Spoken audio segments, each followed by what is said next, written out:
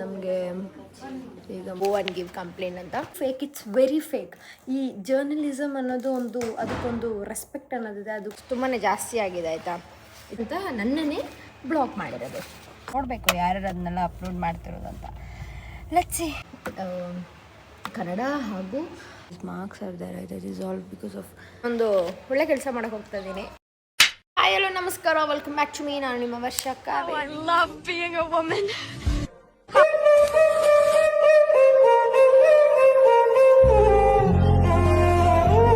ಹಾಗೆ ಇವತ್ತಿನ ವ್ಲಾಗ್ ಬಂದು ತುಂಬ ಇಂಟ್ರೆಸ್ಟಿಂಗ್ ಆಗಿದೆ. ಯಾಕೆ ಅಂದರೆ ಇವತ್ತು ನಾನೊಂದು ಒಳ್ಳೆ ಕೆಲಸ ಮಾಡೋಕೆ ಹೋಗ್ತಾ ಇದ್ದೀನಿ. ಏನು ಒಳ್ಳೆ ಕೆಲಸ ಅಂದರೆ ಕಂಪ್ಲೇಂಟ್ ಕೊಡೋಕೆ ಹೋಗ್ತಾ ಇದ್ದೀನಿ. I am going to a cyber station. ಯಾಕೆ ಅಂತ ಹೇಳ್ತೀನಿ. ಫಸ್ಟು ನಾನು ನಿಮಗೆ ಏನೇನು ಅಂತ ತೋರಿಸ್ತೀನಿ. ಸೊ ಅದಾದಮೇಲೆ ಯು ಡಿಸೈಡ್ ನಾನು ಕೊಟ್ಟಿದ್ದು ಸರಿನಾ ಇಲ್ವಾ ಅಂತ. I have to give at any cost because ತುಂಬಾ ಜಾಸ್ತಿ ಆಗಿದೆ ಆಯಿತಾ. It's really getting in to my nerve. ಅದಕ್ಕೋಸ್ಕರ I thought I go and give complaint ಅಂತ ರೆಡಿ ಆಗಿದ್ದೀನಿ. ಈಗ ಹೋಗಿ ಕೊಡಬೇಕು. ನಾನು ಇದಕ್ಕೆ ಪ್ರಿಂಟೌಟ್ ತೊಗೊಬರೋಕ್ಕಂತ ಬ್ಲಿಂಕಿಟ್ ಮಾಡಿದ್ನ. ಸೊ ಅದು ವೆಯ್ಟ್ ಮಾಡ್ತಾಯಿದ್ದೆ. ಸೊ ನಾನು 2 ಕಂಪ್ಲೇಂಟ್ ಲೆಟರ್ನ ಪ್ರಿಂಟ್ ಮಾಡಿದ್ದೀನಿ. ಲೈಕ್ ಕನ್ನಡ ಹಾಗೂ ಇಂಗ್ಲೀಷಲ್ಲೂ ಮಾಡಿಸಿದ್ದೀನಿ. ಬಿಕಾಸ್ ಅವ್ರು ಯಾಕೆ ಕೇಳ್ತಾರೆ ಅಂತ ಗೊತ್ತಿಲ್ಲ, ಅದ್ರ ಪ್ರಕಾರ ಕೊಡೋಣ ಅಂತ ಆಯಿತಾ. ಓಕೆ, ಅರೇಂಜ್ ಮಾಡಿದ್ದೆಲ್ಲ ಆಮೇಲೆ ಬರ್ಕೋತೀನಿ. ಈಗ ನಿಮ್ಗೆ ತೋರಿಸ್ತೀನಿ. So this is the letter. ಇದು ಕನ್ನಡದಲ್ಲಿ, ಇದು ಇಂಗ್ಲೀಷಲ್ಲಿ. ಹಾಗೆ ಯಾರ ಮೇಲೆ ಅಂತ ಇಲ್ಲಿ ತೋರಿಸ್ತೀನಿ. ಈ 3 ಪೇಜ್ ಮೇಲೆ ನಾನು ಕಂಪ್ಲೇಂಟ್ ಕೊಡ್ತಾ ಇರೋದು. And the first one goes to her because of course ಇವರು ತುಂಬಾ ನಾನು ಎಷ್ಟೊಂದು ಸಲ ಮೆಸೇಜ್ ಮಾಡಿದ್ರು ತುಂಬಾ ಏನಂತಾರೆ ಸರ್ಕ್ಯಾಸ್ಟಿಕ್ಕಾಗಿ ರಿಪ್ಲೈ ಮಾಡ್ತಾರೆ. So I thought I'll give on her because I have seen ನಾನು ಏನು ಪೋಸ್ಟ್ ಮಾಡಬೇಡಿ ಅಂತ ಹೇಳ್ತಿದ್ದೀನೋ ಅದು ಮಾಡ್ತಾಯಿದ್ದಾರೆ. So I am giving on her. ಹಾಗೆ ಒನ್ ಮೋರ್ ಗೋಸ್ ಟು, ಇದು ಆ್ಯಕ್ಚುಲಿ ಏನಂತ ಹೇಳ್ತೀನಿ. ಒಂದು ನಿಮಿಷ, ಫಸ್ಟ್ ಇದು ಮುಗಿಸ್ತೀನಿ. So this girl, it's me Megha ಅನ್ನೋರು ಆಯಿತಾ. ಸೊ ಇವ್ರ ಮೇಲೇನು ಕಂಪ್ಲೇಂಟ್ ಕೊಡ್ತಾ ಇದ್ದೀನಿ. ಯಾಕೆ ಅಂದರೆ ಹೇಳ್ತೀನಿ. ಸೊ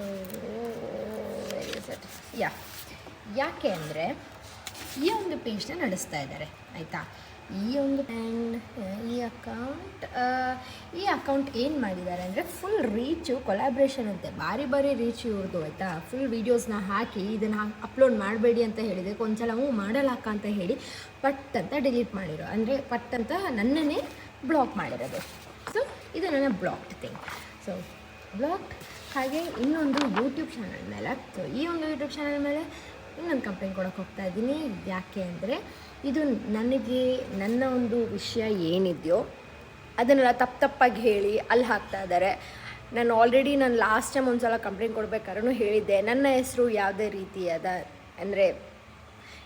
ರೀತಿಯಲ್ಲೂ ಬಳಸಬಾರ್ದು ಬೇರೆ ಒಂದು ಇದ್ರ ಜೊತೆ ಅಂತ.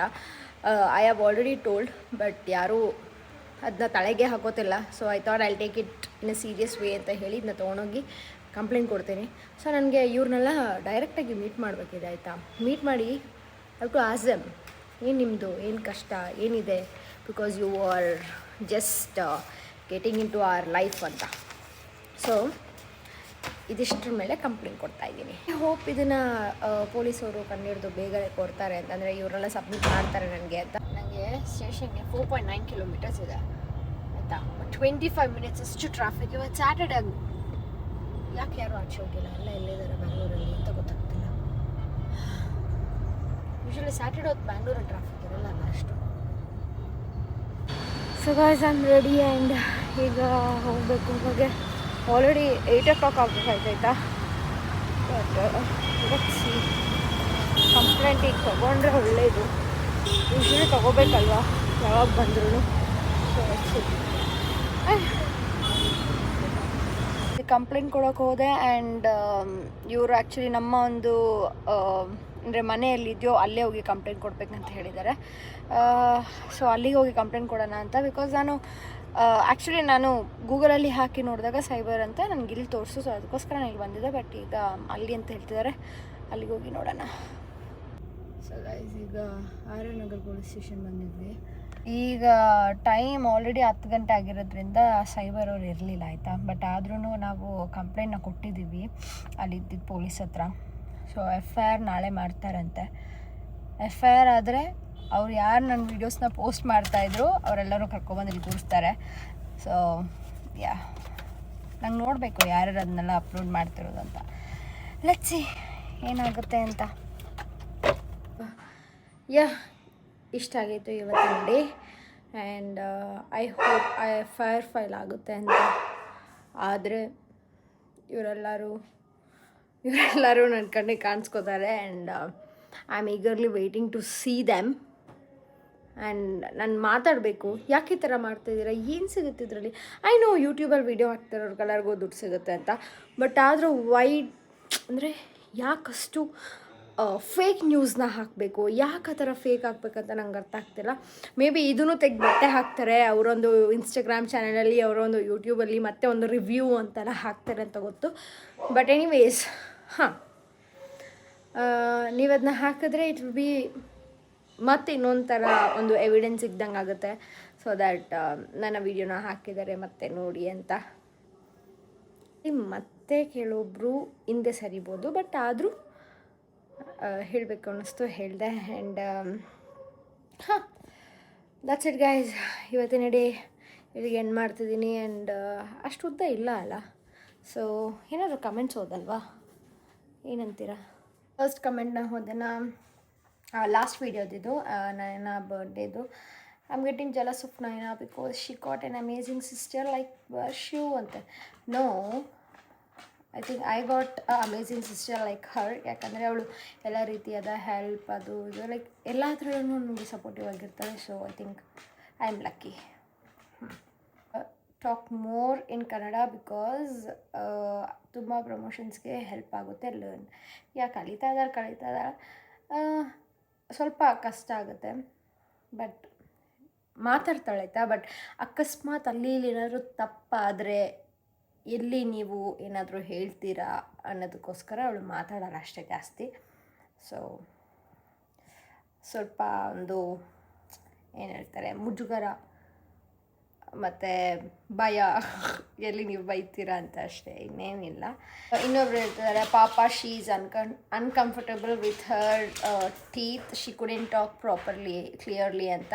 ಹೌದು, ಸ್ವಲ್ಪ ಅದು ಅಡ್ಡಡ್ಡ ಆಗುತ್ತಲ್ವ, ಅದಕ್ಕೋಸ್ಕರ ಮಾತಾಡೋಕ್ಕಾಗಲ್ಲ. But after 2 years it will be perfect. ಅಲ್ಲ ನೈನಾ ಬಾಯ್ಲಿ. ನೈನಾ ಯಾರೋ ಕಮೆಂಟ್ ಹಾಕಿದ್ರು, ನಿನಗೆ ಅದು ಟೀತ್ಗೆ ಅದು ಹಾಕಿರೋದಕ್ಕೆ ಅನ್ಕಂಫರ್ಟಬಲ್ ಮಾತಾಡೋದಕ್ಕೆ ಕರೆಕ್ಟಾಗಿ ಆಗ್ತಿಲ್ವಲ್ಲ ಪಾಪ ಅಂತ ಹೇಳ್ತಿದ್ದಾರೆ. ಹೌದಲ್ಲ? ಅಲ್ಲಿ ನನ್ನ ಕ್ಯಾಪ್ ಇರೋದು ಅದೊಂದು ಚೆನ್ನಾಗಿರೋ ಕ್ಯಾಪು ಚಾರ್ಲೆ. ಹಾಗೆ ಎಲ್ಲರೂ ನನ್ನ ತಂಗಿಗೆ ವಿಶ್ ಮಾಡಿದ್ದೀರಾ, thank you so much. And ಬೇರೆ ಏನು ಹೋಮ್ ಟೂರ್ ಅಂತ ಕೇಳಿದ್ದಾರೆ. ಆ್ಯಕ್ಚುಲಿ ನಾನು ಹೋಮ್ ಟೂರ್ ಆಲ್ರೆಡಿ ಮಾಡಿದ್ದೀನಿ. Okay, now since you're giving clues and hints, obviously everyone is expecting a reveal soon. Please don't disappoint later, Vash. Of course, but not now. ಇನ್ನು ಸ್ವಲ್ಪ time ಬೇಕು.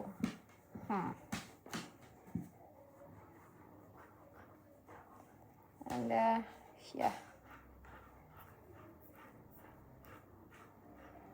ಅಷ್ಟೇ guys.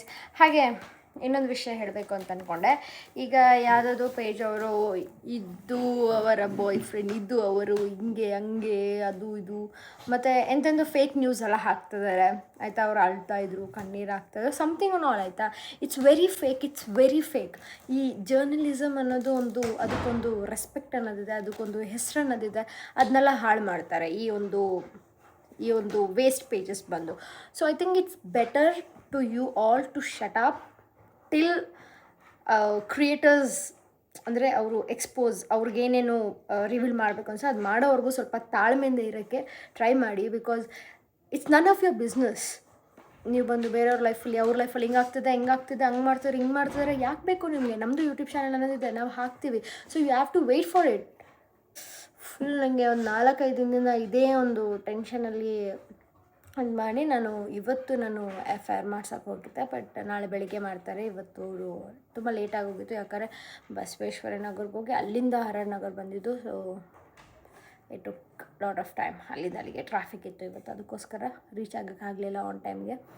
And ನಾಳೆ ಬೆಳಿಗ್ಗೆ FIR ಆಗುತ್ತೆ. ಯಾರೆಲ್ಲ ಇನ್ನೂ ನನ್ನ ವೀಡಿಯೋಸ್ನ ಹಾಕಿ ಈ ಥರ ಸುಳ್ಳು ಏನೇನೋ ಹೇಳ್ತಾ ಇದ್ದೀರೋ, ಆಲ್ ದಿ ಬೆಸ್ಟ್.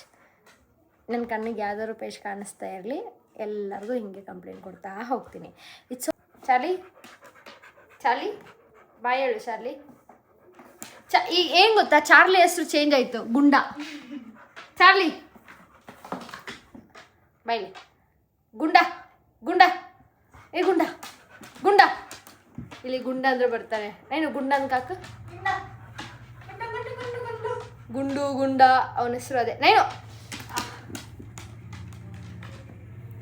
ಚಾರ್ಲಿ ಹೆಸರು ಅದೇ, ಗುಂಡ ಗುಂಡಿ ಗುಂಡು ಎಲ್ಲ ಅವನ ಹೆಸರು.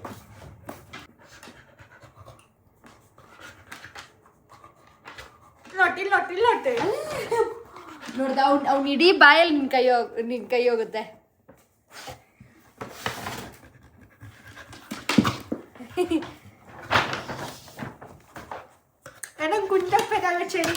ಗುಂಡ ಗುಂಡ ಯಾಕೆ ಗುಂಡ ಹೆಸರು?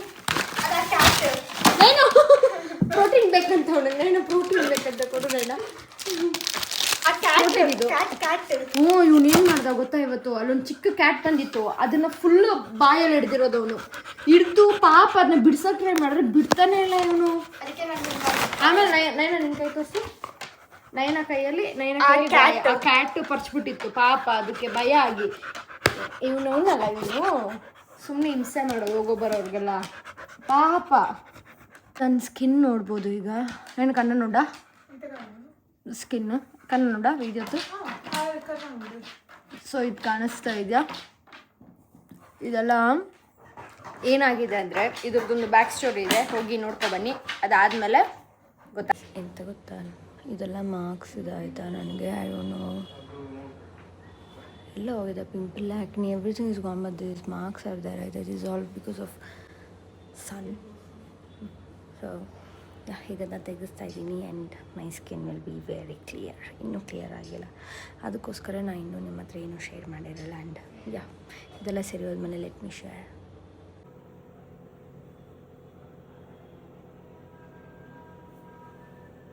ಗೈಸ್ ಇದನ್ನೆಲ್ಲ ಅಪ್ಲೈ ಮಾಡಿದ್ದಾರೆ ಸೊ ದಟ್ ಅದು ನಮ್ನೆಸ್ಗೆ ಸ್ಕ್ಯಾಪ್ ಥರ ಆಗಿ ಫಾರ್ಮ್ ಆಗಿ ಬಿದ್ದೋಗುತ್ತೆ. ಸ್ಕ್ಯಾಪ್ ಫಾರ್ಮ್ ಆಗಿ ಬಿದ್ದೋಗುತ್ತೆ.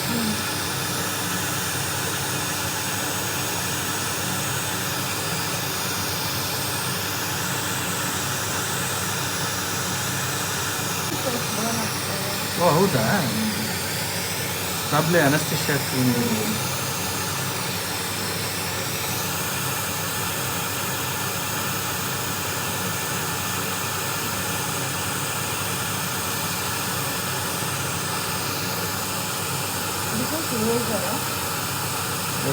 It's actually not laser, it is RF and radio frequency operation technique. So what it does is basically it turns the electric power into radio frequency, high radio frequency waves, which actually melts the skin and destroys this excessive tissue. ನಮಗೆ ಈಗ ಮುಗೀತು and ಸ್ವಲ್ಪ redness ಇದೆ, ಬೆಳಿಗ್ಗೆ ಎಲ್ಲ ಹೋಗುತ್ತಂತೆ. ಇನ್ನೊಂದು 5-6 ಡೇಸಲ್ಲಿ ಇದೆಲ್ಲ ಗಾಯ ಗದ ಬಿದ್ದೋಗುತ್ತೆ. ಸೊ ಯು ಕ್ಯಾನ್ ಸಿ ಈಗ ಮಾರ್ಕ್ಸ್ ಎಲ್ಲ ಅಷ್ಟು ಕಾಣಿಸ್ತಾ ಇಲ್ಲ, ಹೋಗಿದೆ. ಈ ಥರ ಇದೆ. ಇನ್ನೊಂದು 6-7 ಡೇಸಲ್ಲಿ ಅದಾಗದೆಲ್ಲ ಬಿದ್ದೋಗುತ್ತಂತೆ. ಅಲ್ಲಿವರೆಗೂ ಹೀಗೆ ಇರುತ್ತೆ. ಅದೊಂಥರ ಫ್ರೆಕಲ್ಸ್ ಥರ ಕಾಣಿಸ್ತದೆ, ಬಟ್ ಫ್ರೆಕಲ್ಸ್ ಅಲ್ಲ. ಅಲ್ಲ ನೈನಾ? ಫ್ರೆಕಲ್ಸ್ ಥರ ಇದ್ರೆ ಫ್ರೆಕಲ್ಸ್ ಅಲ್ಲ ಅಷ್ಟೇ ಗೈಸ್. ಇದಕ್ಕೆ ಇಷ್ಟೇ, ಅದಕ್ಕೋಸ್ಕರ ಹಿಂಗಾಗಿದೆ ಅಷ್ಟೇ. So no need to worry, ಎಲ್ಲ ಸರಿ ಹೋಗುತ್ತೆ. ಓಕೆ ಗೈಸ್, ಈ ವ್ಲಾಗ್ನ ಇಲ್ಲಿಗೆ ಎಂಡ್ ಮಾಡ್ತೀನಿ. And thank you so much for watching. I love you all. Take care. By.